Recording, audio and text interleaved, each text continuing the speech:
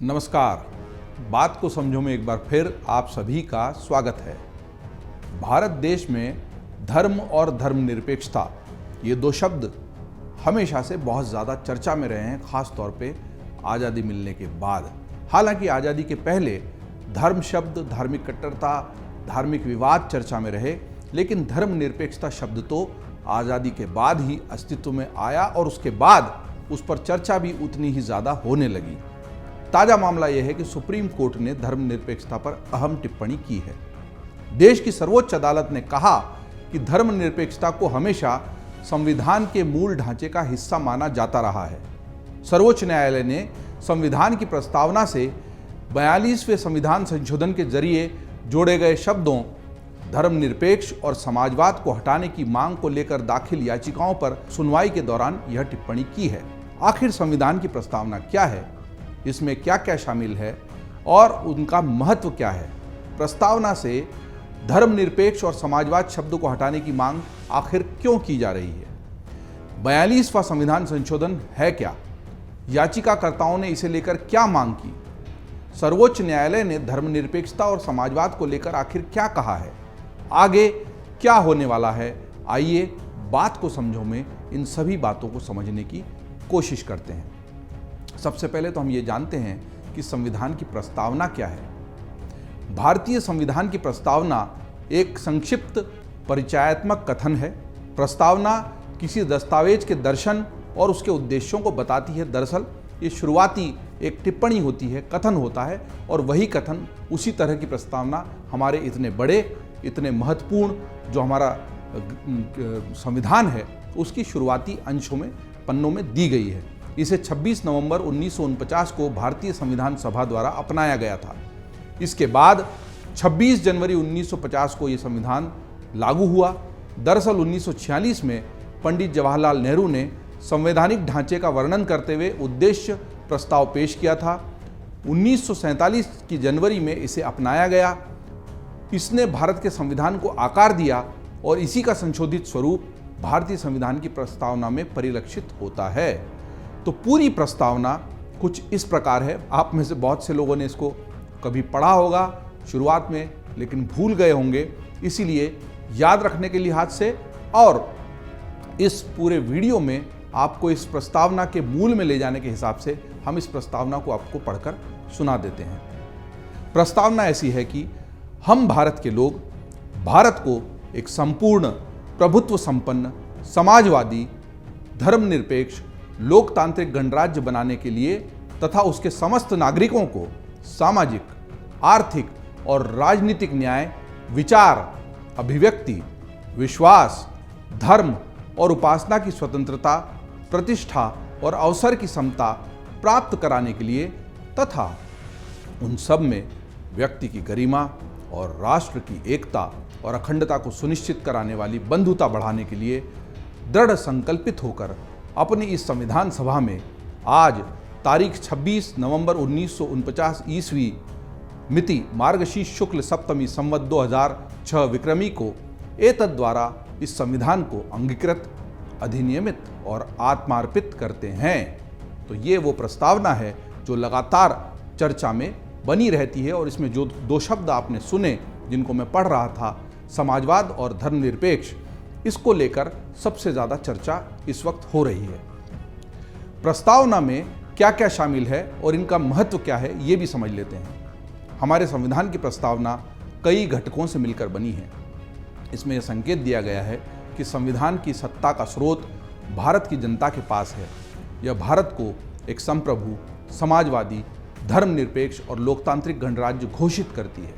प्रस्तावना में लिखे गए उद्देश्य सभी नागरिकों के लिए न्याय, स्वतंत्रता, समानता सुनिश्चित करने और राष्ट्र की एकता और अखंडता बनाए रखने के लिए भाईचारे को बढ़ावा देने की बात करते हैं। हम भारत के लोग, ये पहला घटक है, सबसे पहली लाइन है। इसके नाम से चर्चा भी हुई। ननी पालखेवाला की एक बहुत चर्चित किताब भी है, we the people of India, यानी हम भारत के लोग। इसीलिए ये शुरुआत की सबसे पहले जो जहन में आने वाले शब्द हैं, यह भारत के लोगों की परम संप्रभुता को दर्शाते हैं। संप्रभुता का अर्थ है देश किसी अन्य देश या बाहरी शक्ति के नियंत्रण या उसके अधीन नहीं है। संप्रभु, संप्रभु का अर्थ है कि भारत की अपनी स्वतंत्र सत्ता है और इस पर किसी अन्य बाहरी शक्ति का प्रभुत्व नहीं है।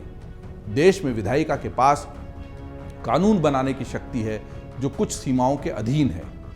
समाजवादी, इस शब्द का मतलब है लोकतांत्रिक तरीकों से समाजवादी लक्ष्यों को प्राप्त करना। यह एक मिश्रित अर्थव्यवस्था में विश्वास रखता है जहां निजी और सार्वजनिक दोनों क्षेत्र एक साथ रहते हैं।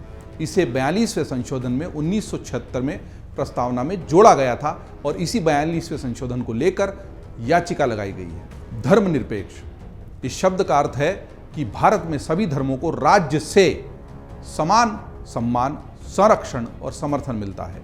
इसे भी 42वें संविधान संशोधन की प्रस्तावना में शामिल किया गया था। लोकतांत्रिक, इस शब्द का मतलब है कि भारत के संविधान का एक स्थापित स्वरूप है जो चुनाव में व्यक्त लोगों की इच्छा से अपना अधिकार प्राप्त करता है। गणतंत्र, यह शब्द बताता है कि राज्य का मुखिया जनता द्वारा चुना जाता है।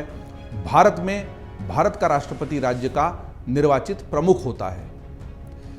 अब समझने की कोशिश करते हैं कि प्रस्तावना में संशोधन कब किया गया था। केशवानंद भारती मामले के फैसले के बाद यह स्वीकार किया गया कि प्रस्तावना संविधान का ही हिस्सा है। मतलब इस बात को लेकर भी विवाद था कि प्रस्तावना केवल एक ओपनिंग रिमार्क, एक शुरुआती टिप्पणी है और वो मूल संविधान से अलग है और वो पूरी पुस्तक को अलग रूप में देखा जाए, प्रस्तावना को संविधान का हिस्सा नहीं माना जाए। इसको लेकर बहुत विवाद हुआ और आखिरकार ये माना गया कि प्रस्तावना संविधान का ही हिस्सा है। संविधान के एक भाग के रूप में प्रस्तावना को संविधान के अनुच्छेद 368 के अंतर्गत संशोधित किया जा सकता है, लेकिन प्रस्तावना के मूल ढांचे में संशोधन नहीं किया जा सकता। अभी तक प्रस्तावना में केवल एक बार 42वें संशोधन अधिनियम 1976 के जरिए संशोधन किया गया है। मतलब मूल संविधान में इतने सारे संशोधन हुए लेकिन प्रस्तावना में केवल एक संशोधन हुआ है। समाजवादी, धर्मनिरपेक्ष और अखंडता शब्द को 42वें संशोधन अधिनियम 1976 के जरिए प्रस्तावना में जोड़ा गया। संप्रभु और लोकतांत्रिक के बीच समाजवादी और धर्मनिरपेक्ष शब्द जोड़ दिए गए।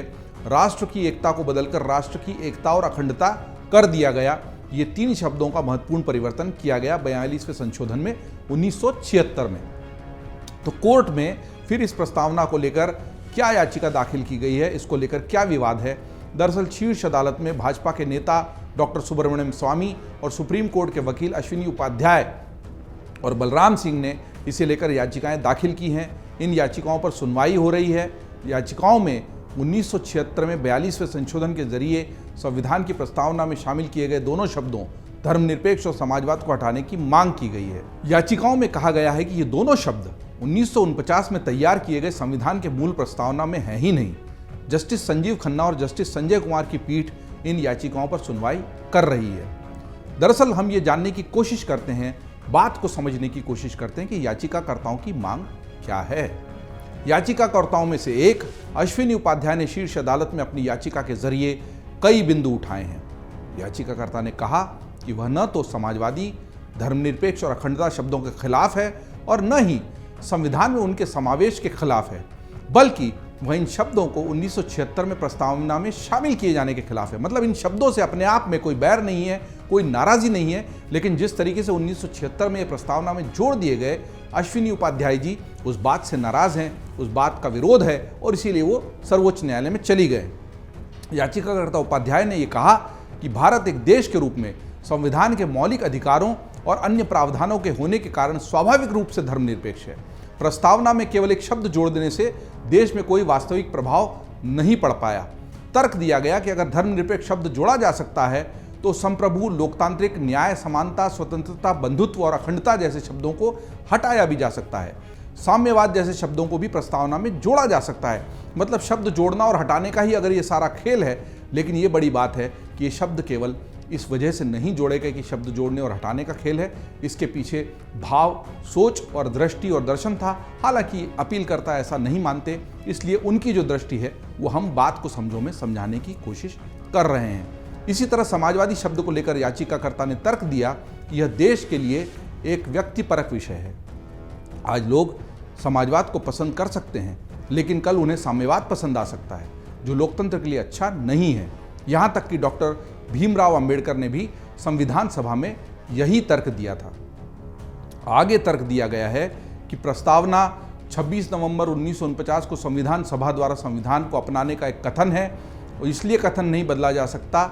हालांकि आपातकाल के काले दिनों के दौरान सरकार ने 42वें संविधान संशोधन अधिनियम के तहत संविधान सभा की ओर से, जो 1976 में अस्तित्व में नहीं थी और यहाँ तक कि कानून की उचित प्रक्रिया का पालन किए बिना ही संविधान को अपनाने की तारीख यानी 26 नवंबर 1949 को बदले बिना प्रस्तावना में समाजवादी धर्मनिरपेक्ष अखंडता को शामिल कर लिया।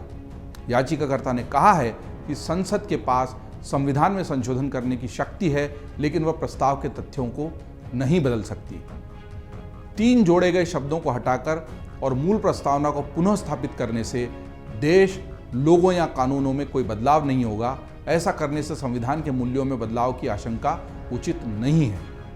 ये हमने याचिकाकर्ताओं का पक्ष सुन लिया। अब समझते हैं कि इस पर सर्वोच्च न्यायालय में हुआ क्या। जस्टिस संजीव खन्ना और जस्टिस संजय कुमार की पीठ ने कहा कि संविधान की प्रस्तावना में धर्मनिरपेक्ष और समाजवाद शब्दों को पश्चिमी नजरिए से नहीं देखा जाना चाहिए। जस्टिस खन्ना ने कहा कि समाजवाद का अर्थ यह भी हो सकता है कि अवसरों की समानता हो और देश की संपत्ति का समान वितरण हो। धर्मनिरपेक्ष शब्द के साथ भी यही बात लागू होती है। जस्टिस खन्ना ने याचिकाकर्ता बलराम सिंह की ओर से अधिवक्ता विष्णु शंकर जैन से सवाल भी किया, क्या आप नहीं चाहते हैं कि भारत धर्मनिरपेक्ष हो? इस पर अधिवक्ता जैन ने कहा कि हम यह नहीं कह रहे हैं कि भारत धर्मनिरपेक्ष नहीं है, हम इस संशोधन को चुनौती दे रहे हैं। मतलब जिस तरीके से वो शब्द जोड़ा गया उसको चुनौती दे रहे हैं। उन्होंने कहा कि डॉक्टर भीमराव अंबेडकर ने भी कहा था कि समाजवाद शब्द को शामिल करने से व्यक्तिगत स्वतंत्रता पर अंकुश लग जाएगा।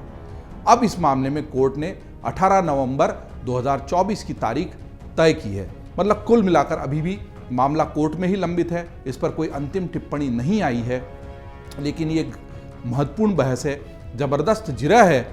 मूल रूप से अगर हम बात को बहुत संक्षेप में आसानी से समझने की कोशिश करें तो मुद्दा यह है, जो याचिकाकर्ता हैं 2-3, जिसमें सुब्रमण्यम स्वामी और अश्विनी उपाध्याय और बलराम सिंह शामिल हैं, वो ये कहते हैं कि आपने तारीख नहीं बदली। तारीख आपने नवंबर 1949 की ही लगाए रखी। संशोधन आपने किया 1976 में, उस वक्त संविधान सभा थी ही नहीं। आपने केवल 3 शब्द जोड़ लिए जो शायद संविधान के साथ खिलवाड़ के समान है। ऐसा नहीं होना चाहिए। न इन शब्दों को जोड़ने से कोई फर्क पड़ा, न इनको हटाने से कोई फर्क पड़ेगा, लेकिन संविधान की जो मूल भावना है वो इससे आहत होती है। संविधान को बदलने की शक्ति केवल और केवल संसद के पास है, वो नहीं हुआ। इसीलिए इन 3 शब्दों को जिस तरीके से जोड़ा गया वो गैर कानूनी है और इसलिए इसको हटा दिया जाए, ये याचिकाकर्ताओं का मानना है। लेकिन सुप्रीम कोर्ट ने फिलहाल तो ऐसा नहीं माना है, पर अभी अंतिम फैसला, अंतिम टिप्पणी कोर्ट की इस पर नहीं आई है। इस मुद्दे पर आगे कोई घटना होती है तो वो हम आपको बताते रहेंगे।